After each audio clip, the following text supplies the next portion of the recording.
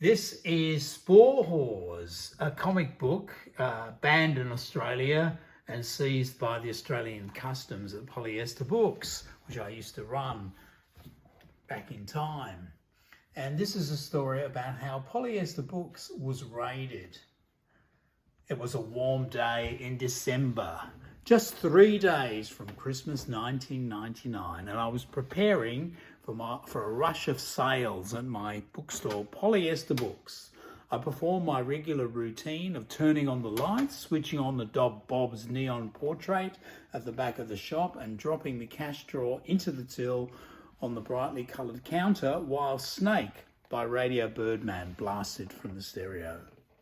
Opening the front door, I dragged the Manga Girls PolyEster Book sandwich board across the path to the curb where it always sat during the shop's opening hours. It was the source of many an amused or outraged reaction due to the obvious but ambiguous sexuality of the image on both sides of the sign.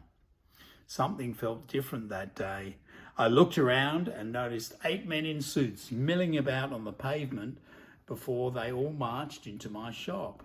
They didn't appear to be my typical PolyEster Books customers. I took my usual place behind the counter and watched the men browse through my books. After a few minutes, a uniformed officer of the law walked into the shop and introduced himself as Detective Senior Sergeant John Lowry from Fitzroy Criminal Investigation Branch, and produced a search warrant to search the premises for illegal literature. He was accompanied by officers from the Office of Film and Literature Classification in Canberra, ACT, and by officers from Flinders Street Police Station.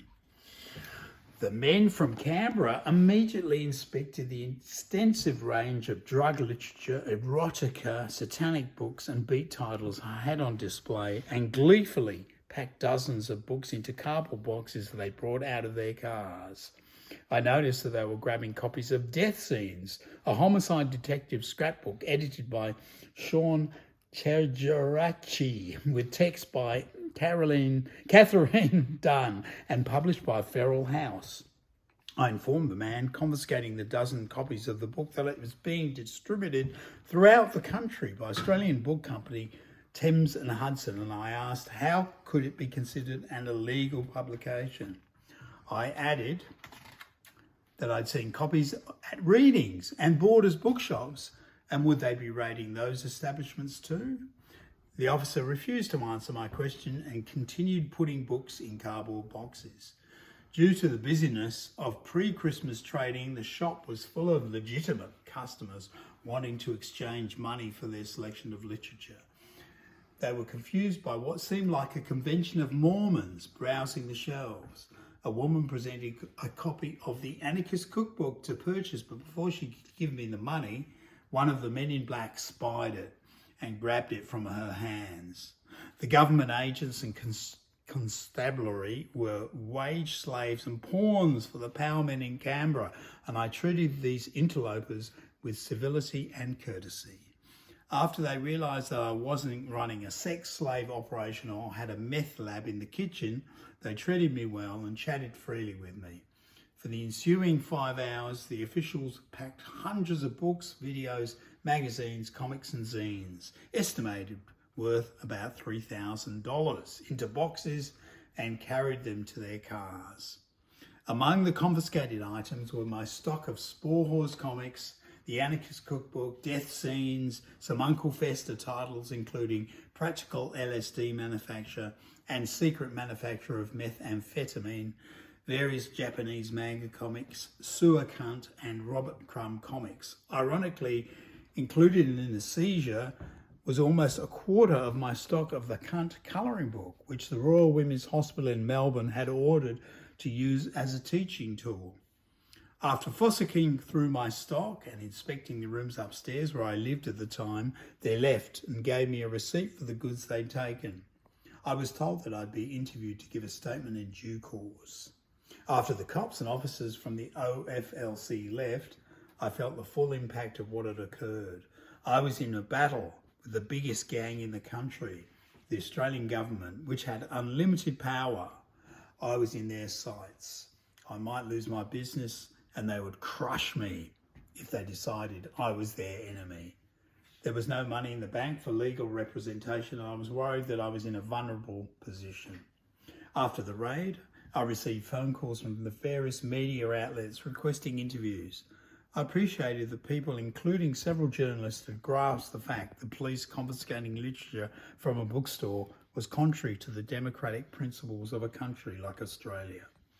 Unfortunately, we have no guaranteed freedom to distribute and read what we like without interference or censorship, unlike the USA, which has its First Amendment enshrined in its Constitution and includes the right to gather, publish and distribute information and ideas without government restriction. The Age newspaper reached out to me and sent a photographer who snapped a photo of me feeling despondent and concerned about my battle with the police and the government. Story of the raid appeared on the front page of The Age and my business increased tenfold. Even though I was rushed off my feet, the increased takings helped to ease the pain off the bust. I clipped the story from The Age and taped it on the inside of the front window. A few days later, the Honourable N.A. Brown QC knocked on the window just after closing. He informed me he was a barrister and he'd like to represent me in court, free of charge. A fortnight later, I was summoned to the Fitzroy police station to record a statement about my misdeeds. I was asked details of the books and magazines, including where I'd bought them and who was purchasing them. I said that all sorts of people bought the books. I was eventually charged with selling banned literature and videos, but was told by the cops that if I signed a paper relinquishing all the items seized, they would drop the charges. On advice from my barrister, I refused to agree.